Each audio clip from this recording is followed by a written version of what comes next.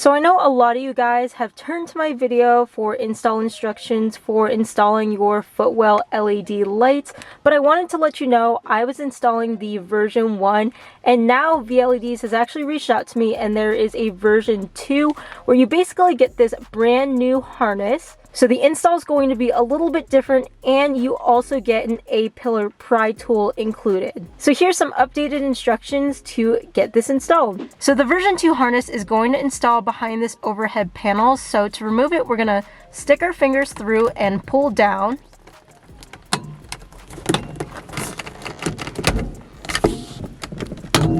Once the overhead console is out like this, we're going to remove this harness.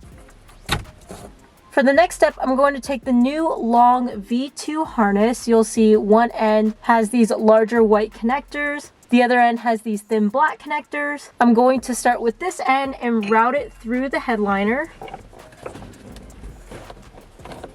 And I'm really being careful with the headliner over here.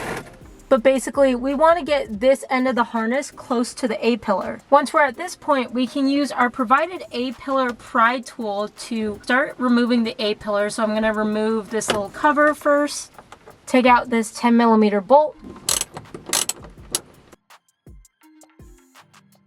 Now we can remove the A-pillar. So now we can run this long wire through the A-pillar.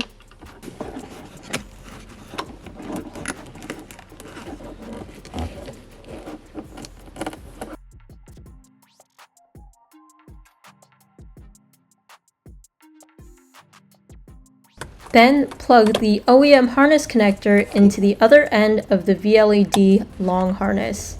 And then plug the other end of that into the overhead panel and pop the overhead panel back in place. At this point, you can hop back to my original instructional video and start at this timestamp.